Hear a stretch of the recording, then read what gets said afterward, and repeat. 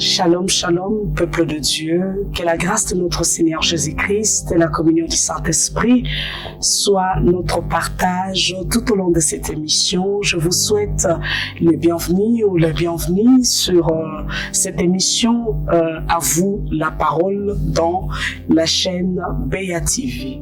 En tout cas, nous allons aborder aujourd'hui, par la grâce de Dieu, un sujet que je trouvais intéressant pour la maturité du peuple de Dieu, qui est le sacrificateur ou la sacrificature. Mais avant le début de toute chose, comme nous recommandent les Écritures, il est important que nous puissions recommander ces instants entre la sainte main de Dieu, afin que le Saint-Esprit puisse nous conduire dans la volonté parfaite de Dieu par rapport à ces sujets, car lui seul a la responsabilité de nous conduire dans toute la vérité. Est-ce que tu peux incliner ta tête là où tu es pour que nous puissions prier ensemble? Prions au nom puissant de notre Seigneur et Sauveur Jésus-Christ. Tendre Père, je te rends multiples actions de grâce pour ces instants merveilleux que tu nous accordes autour de ta parole. Cher Saint-Esprit, toi qui as la responsabilité de nous conduire dans toute la vérité, s'il vous plaît, je t'en prie, viens et conduis-nous dans toute la vérité, afin que ton peuple soit éclairé par cet enseignement. Que la gloire et l'honneur soient rendus à celui qui était mort et ressuscité au 3e jour, Christ de Nazareth, que nous avons ainsi prié. Amen. Le sacrificateur et la sacrificature. Je crois que nous allons commencer à donner la définition de ce qui signifie la sacrificature. Pourquoi? Parce que lorsque nous entendons sacrificateur ou sacrificature, en plongeant dans la profondeur de la parole de Dieu, selon l'ancienne alliance et la nouvelle alliance, nous avons déjà la compréhension qu'il s'agit des sacerdoces différents, parce que sacrificature veut tout simplement dire sacerdoce. Et selon les Écritures, comme je le disais tout à l'heure, nous avons des sacerdoces différents. Les sacerdoces de l'ancienne alliance a ses exigences. Le sacerdoce aussi de la nouvelle alliance a aussi ses exigences. Et c'est de tout ça, en tout cas, que nous parlerons par la grâce de Dieu aujourd'hui. J'étais en train de dire que je commencerai par donner la définition de ce qui signifie le sacerdoce, que nous avons appelé la sacrificature aujourd'hui. Le sacerdoce veut tout simplement dire fonction du prêtre.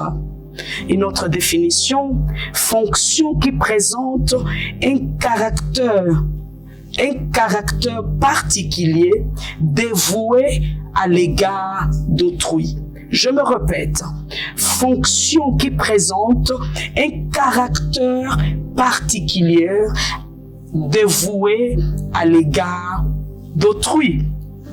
Sur cette définition, nous avons déjà la compréhension que ce qui était appelé à exercer cette fonction-là dans les sacerdoces, que nous avons appelé ou que la Bible appelle sacrificateur, devait être sélectionné avec des exigences particulières. Mais avant que nous puissions rentrer en profondeur de ces sujets, j'aimerais que nous puissions aller au départ, à la source de ces mots qui est sacrificature ou sacerdoce, ainsi que les sacrificateurs.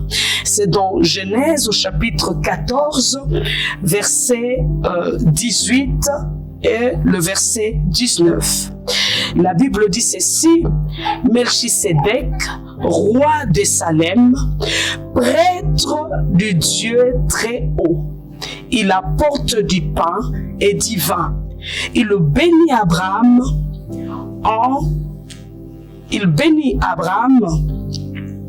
en disant: les dieux très hauts, qui a créé le ciel et la terre, qu'il bénisse Abraham. Selon cette portion d'écriture, nous avons la compréhension que les sacerdoces est de l'ordre divin. Je me répète, les sacerdoces est de l'ordre divin. Mais j'ai l'habitude d'enseigner en disant que, en vérifiant les Écritures et rentrant un peu plus en profondeur, j'ai pu découvrir que Dieu a désiré, dès les commencements de la création, d'avoir une représentation visible de tout ce qui est invisible. Alors, si je dis que la sacrificature est de l'ordre divin ou de origine divine, alors sur terre, il a été tout simplement une représentation de quelque chose qui existait déjà dans le monde invisible. Parce que lorsque nous lisons l'histoire de Melchisédek, nous allons comprendre selon l'explication de Paul que Melchisédek, roi de Salem, roi de paix et de justice, n'avait ni père ni mère. Alors si nous voyons les caractères de Melchisédek, nous allons tout de suite comprendre que ce n'était pas une créature qui faisait partie des races humaines, mais c'était plutôt une créature qui faisait partie de la race divine. Alors, si Melchisédek, qui s'est présenté comme prêtre du Dieu très haut, c'est que dans le monde visible, le monde spirituel, il existait déjà un sacerdoce dont Melchisédek, selon Genèse 14, 18, était le sacrificateur. Parce que le mot prêtre ici veut tout simplement dire sacrificateur. Dans ce tabernacle ou dans ce sacerdoce divin, Melchisédek était le grand prêtre de ce sacerdoce. Et continuons en tout cas l'histoire. Nous voyons que après cette source de Genèse chapitre 14 versets 18 à 19, Dieu cherchant la représentation physique de ces sacerdoces qui existaient déjà dans cette dimension spirituelle. Donc, après le choix du peuple d'Israël, donnant de lois, des ordonnances, des préceptes, nous arrivons dans le parcours de ce peuple tombé sur l'exigence de la reproduction du tabernacle par le prophète Moïse. Lorsque le Seigneur donne ou demande à Moïse de construire le tabernacle pour qu'il puisse demeurer au milieu de ce peuple ou habiter au milieu de ce peuple, l'Éternel dit à Moïse de bâtir le tabernacle selon le modèle qu'il a vu sur la montagne. C'est que le tabernacle que Moïse devait bâtir devait tout simplement être la représentation du tabernacle céleste. Et il dit à Moïse de choisir une tribu qui devait exercer cette fonction dans le tabernacle. Et cette tribu était la tribu de Lévi, dont Aaron et ses fils ont été choisis pour exercer en tout cas le travail du sacerdoce. Donc Aaron était appelé le grand prêtre, c'est-à-dire le sacrificateur ou le souverain sacrificateur, et ses fils les sacrificateurs. Des sacrificateurs, si nous pouvons aller confirmer ce que je suis en train de vous dire dans le livre de Exode, s'il vous plaît. Exode chapitre 40, verset 14 jusqu'au verset 15. il est écrit, tu diras aux fils d'Aaron de s'approcher, tu leur mettras leurs vêtements, tu les consacreras comme leur père, en versant de l'huile sur leurs têtes pour qu'ils me servent comme des prêtres. Ok, très bien. Ici, c'est l'Éternel qui dit à Moïse de mettre à part Aaron, de faire des vêtements sacerdotaux, si vous voulez que je dise ainsi, et d'appeler aussi ses fils, de les oindre, de les mettre à part. Pourquoi? Pour exercer cette fonction dans les sacerdoces que nous avons appelé, je me répète, sacrificature. Aaron était chargé et appelé grand prêtre ou sacrificateur pour exercer cette fonction du sacerdoce, pour qu'il serve comme prêtres. De cette façon, ils seront consacrés pour toujours comme prêtres et les enfants de leurs enfants. Selon l'Ancienne Alliance, nous comprenons tout de suite, en tout cas, que ce n'était pas n'importe qui devait être appelé sacrificateur. Il était clair et net que celui qui devait exercer la fonction de sacrificateur dans les sacerdoces devait venir de la tribu de Lévi. J'ai bien dit au départ que Dieu voulait bien sûr une représentation de ce qui existait déjà dans le monde invisible. Ici, Aaron représentait en tout cas ces souverains sacrificateurs qui avaient apparu à Abraham, qui s'est présenté comme roi de Salem, roi de la justice. Alors, ses fils dans ce passage vont représenter une race bien distinguée dans la Nouvelle Alliance.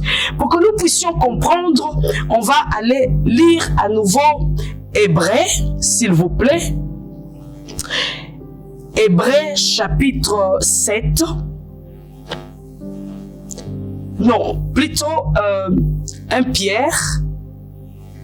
1 Pierre au chapitre 2, au verset 9, il est écrit, « Mais vous êtes la race choisie. » Écoutez-moi très bien.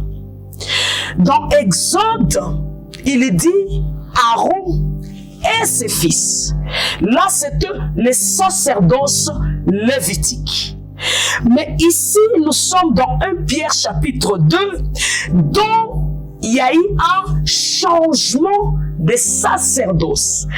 Et dans ces sacerdoces de la Nouvelle Alliance, là, l'apôtre Pierre porte la précision de cette race qui va maintenant exercer le sacrifice ou le sacerdoce. Il dit, mais vous êtes la race choisie, la communauté des prêtres du roi.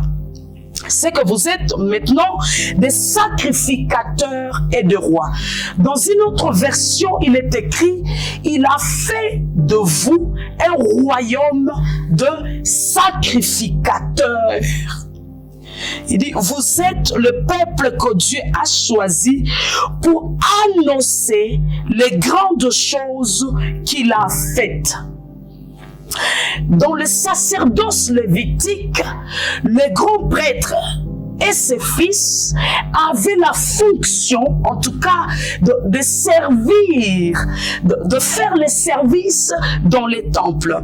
Mais dans le sacerdoce dont ce grand Melchisédek nous a placés, apôtre Pierre dit que Il a fait de nous. Ce n'est pas comme dans l'ancienne alliance, mais dans la nouvelle alliance, tous ceux qui sont en Christ, il a fait d'eux un royaume de sacrificateurs pour notre Dieu. Il est dit, il les a appelés pour annoncer des grandes choses. Je vais ouvrir une parenthèse et dire ceci.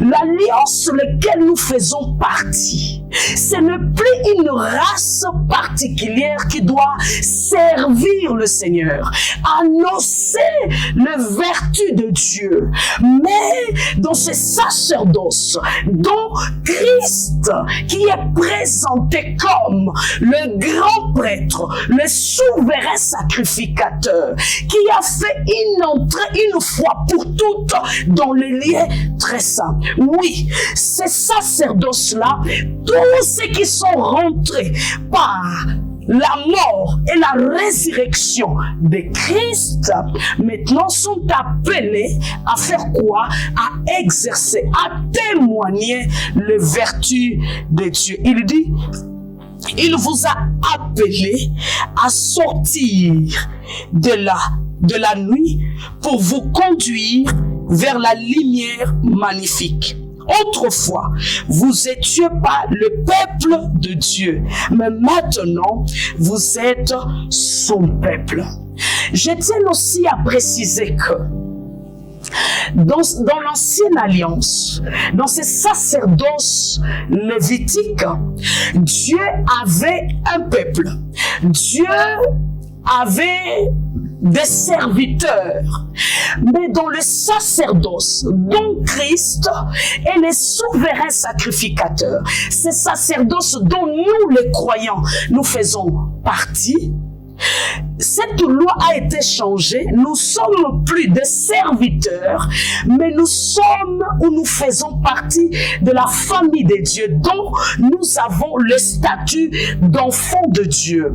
Et tout celui qui fait partie de ce sacerdoce que nous avons appelé sacrificature a maintenant l'obligation, les devoirs et la responsabilité d'annoncer dans toute la liberté, le vertu, l'amour, la grandeur et la puissance de notre Dieu. Raison pour laquelle je tiens à te dire que tu ne fais plus partie du sacerdoce lévitique, dont un seul peuple, une seule catégorie est appelée pour le service. Mais toi qui me regardes, toi qui me suis, tu es aussi appelé dans ce sacerdoce royal dont Christ est le souverain sacrificateur pour que tu puisses annoncer le vertu de Dieu. En tout cas, que la grâce et la paix de notre Seigneur Jésus-Christ